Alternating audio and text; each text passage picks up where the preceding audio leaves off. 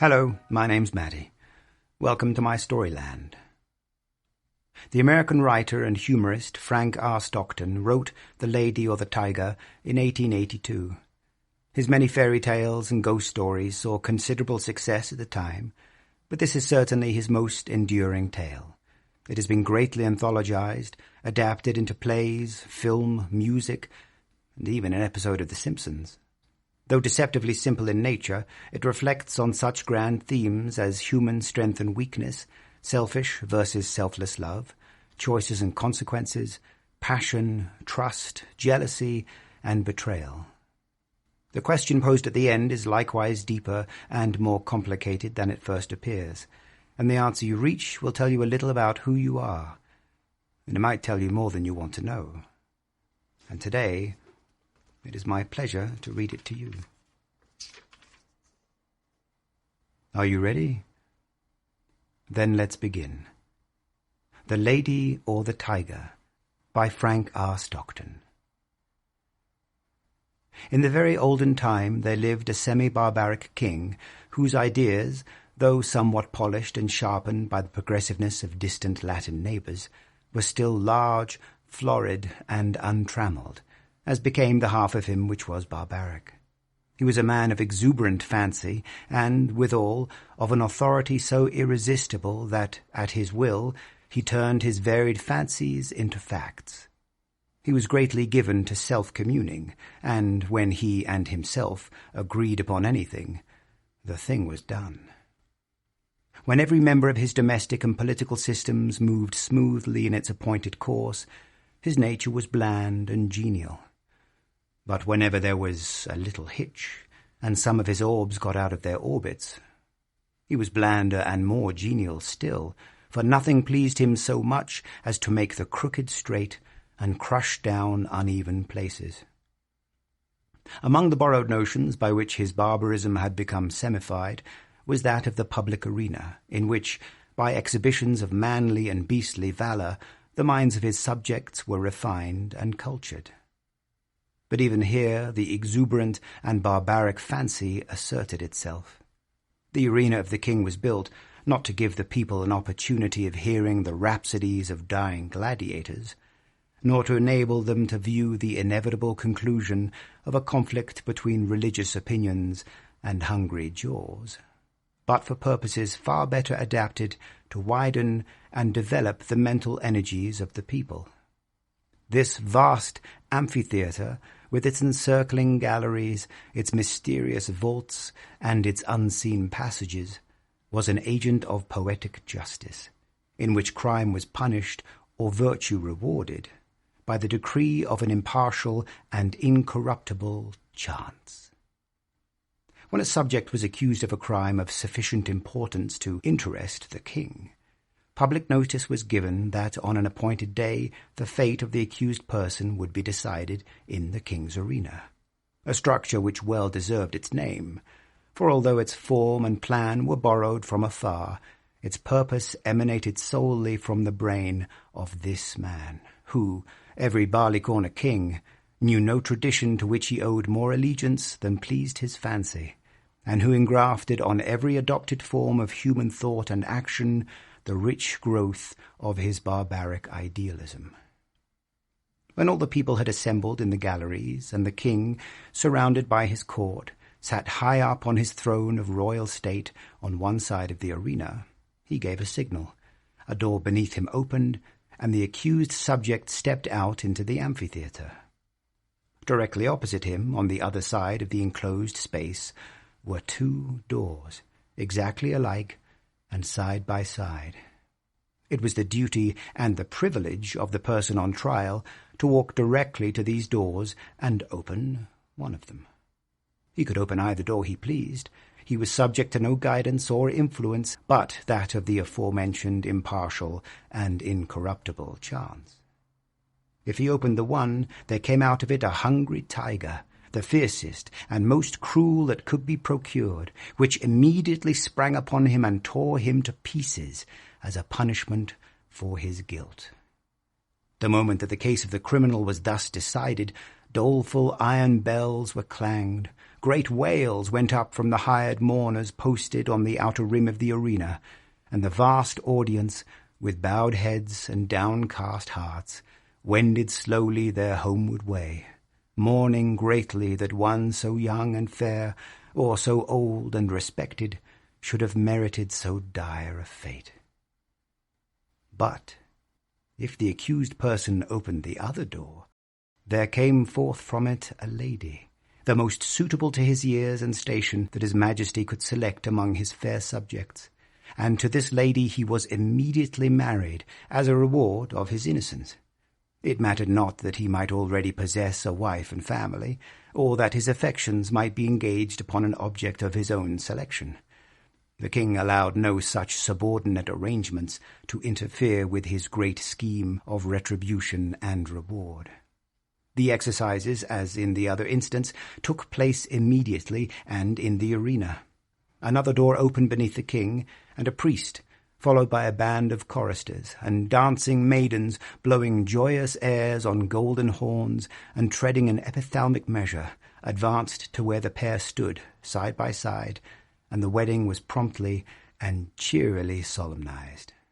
Then the gay brass bells rang forth their merry peals, the people shouted glad hurrahs, and the innocent man, preceded by children strewing flowers on his path, led his bride to his home. This was the king's semi-barbaric method of administering justice. Its perfect fairness is obvious. The criminal could not know out of which door would come the lady. He opened either he pleased, without having the slightest idea whether, in the next instant, he was to be devoured or married. On some occasions the tiger came out of one door, and on some out of the other. The decisions of this tribunal were not only fair, they were positively determinate. The accused person was instantly punished if he found himself guilty, and, if innocent, he was rewarded on the spot, whether he liked it or not. There was no escape from the judgments of the king's arena. The institution was a very popular one. When the people gathered together on one of the great trial days, they never knew whether they were to witness a bloody slaughter or a hilarious wedding. This element of uncertainty lent an interest to the occasion which it could not otherwise have attained. Thus the masses were entertained and pleased, and the thinking part of the community could bring no charge of unfairness against this plan, for did not the accused person have the whole matter in his own hands? This semi-barbaric king had a daughter as blooming as his most florid fancies, and with a soul as fervent and imperious as his own. As is usual in such cases, she was the apple of his eye, and was loved by him above all humanity. Among his courtiers was a young man of that fineness of blood and lowness of station common to the conventional heroes of romance who love royal maidens. This royal maiden was well satisfied with her lover, for he was handsome and brave to a degree unsurpassed in all this kingdom, and she loved him with an ardour that had enough of barbarism in it to make it exceedingly warm and strong. This love affair moved on happily for many months, until one day the king happened to discover its existence. He did not hesitate, nor waver in regard to his duty in the premises.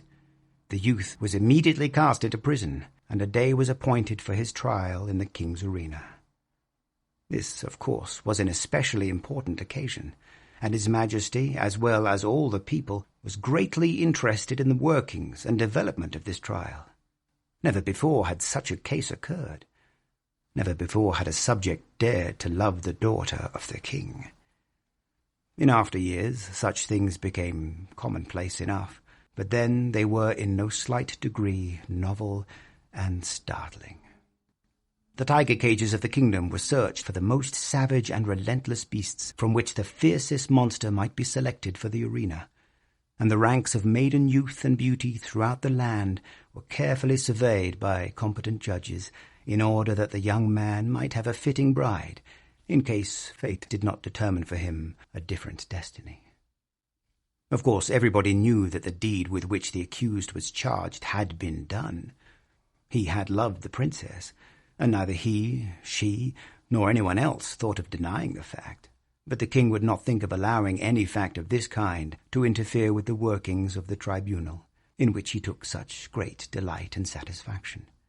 No matter how the affair turned out, the youth would be disposed of, and the king would take an aesthetic pleasure in watching the course of events, which would determine whether or not the young man had done wrong in allowing himself to love the princess.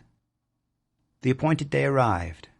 From far and near the people gathered and thronged the great galleries of the arena, and crowds, unable to gain admittance, massed themselves against its outside walls. The king and his court were in their places opposite the twin doors, those fateful portals, so terrible in their similarity. All was ready. The signal was given. A door beneath the royal party opened, and the lover of the princess walked into the arena. Tall, beautiful, fair, his appearance was greeted with a low hum of admiration and anxiety. Half the audience had not known so grand a youth had lived among them. No wonder the princess loved him. What a terrible thing for him to be there. As the youth advanced into the arena, he turned, as the custom was, to bow to the king.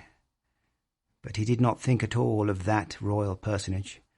His eyes were fixed upon the princess, who sat to the right of her father. Had it not been for the moative barbarism in her nature, it is probable that the lady would not have been there, but her intense and fervid soul would not allow her to be absent on an occasion in which she was so terribly interested. From the moment that the decree had gone forth that her lover should decide his fate in the king's arena, she had thought of nothing, night or day, but this great event, and the various subjects connected with it.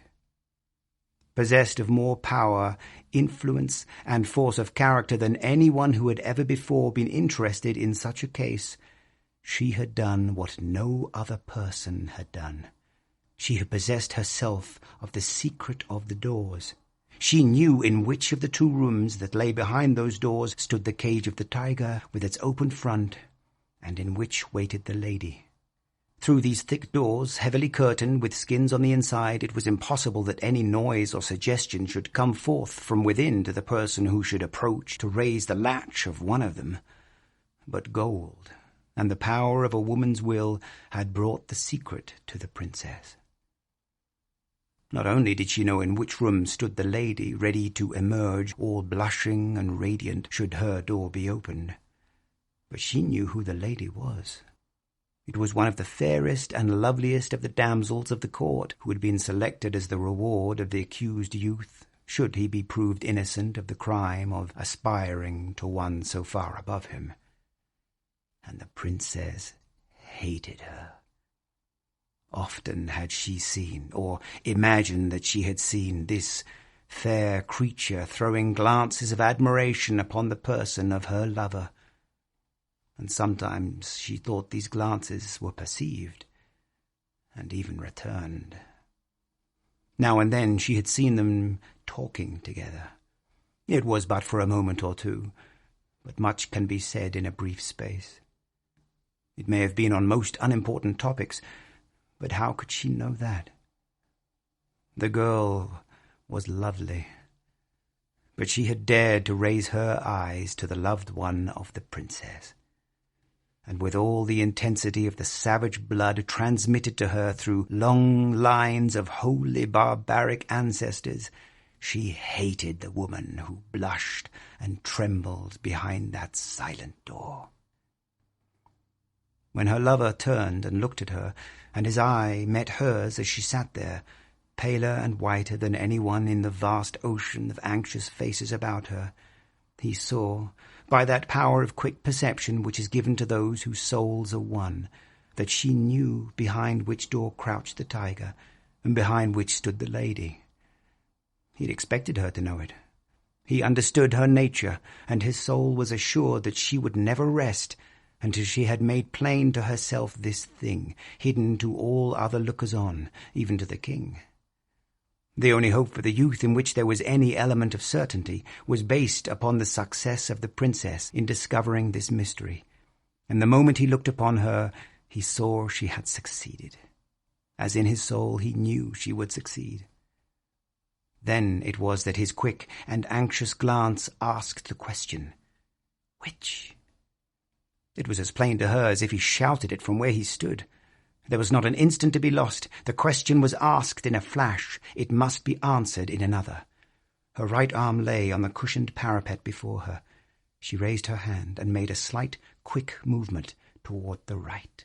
No one but her lover saw her. Every eye but his was fixed on the man in the arena. He turned, and with a firm and rapid step he walked across the empty space.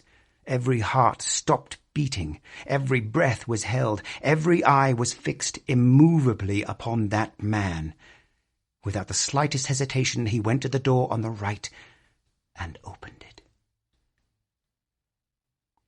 Now the point of the story is this. Did the tiger come out of that door, or did the lady? The more we reflect upon this question, the harder it is to answer. It involves a study of the human heart which leads us through devious mazes of passion, out of which it is difficult to find our way. Think of it, fair reader, not as if the decision of the question depended upon yourself, but upon that hot-blooded, semi-barbaric princess, her soul at a white heat beneath the combined fires of despair and jealousy. She had lost him. But who should have him? How often in her waking hours and in her dreams has she started in wild horror and covered her face with her hands as she thought of her lover opening the door on the other side of which awaited the cruel fangs of the tiger. But how much oftener had she seen him at the other door? How in her grievous reveries had she gnashed her teeth and torn her hair when she saw his start of rapturous delight as he opened the door of the lady! How her soul had burned in agony when she had seen him rush to meet that woman, with her flushing cheek and sparkling eye of triumph. When she had seen him lead her forth, his whole frame kindled with the joy of recovered life. When she had heard the glad shouts from the multitude and the wild ringing of the happy bells. When she had seen the priest with his joyous followers advance to the couple and make them man and wife before her very eyes. And when she had seen them walk away together upon their path of flowers, followed by the tremendous shouts of the hilarious multitude, in which her one despairing shriek was lost and drowned. Would it not be better for him to die at once and go to wait for her in the blessed regions of semi-barbaric futurity? And yet, that awful tiger, those shrieks, that blood. Her decision had been indicated in an instant, but it had been made after days and nights of anguished deliberation. She had known that she would be asked. She had decided what she would answer, and without the slightest hesitation she had moved her hand to the right. The question of her decision is one not to be lightly considered, and it is not for me to presume to set myself up as the one person able to answer it. And so I leave it with all of you. Which came out of the open door, the lady or the tiger? And with that, I bid you farewell. I hope you enjoyed the story. Perhaps I'll see you again. I certainly hope so. Until then. Hello, Mattie here. Thanks for watching me read stuff. There are lots more videos of me reading stuff over on my channel, and if there's other stuff you'd really like me to read, just let me know in the comments section below. Don't forget to hit the like and subscribe buttons, and I upload new videos all the time, so maybe hit the bell icon too, so you can get notified when new stuff comes out. Thanks again for watching, and see you next time.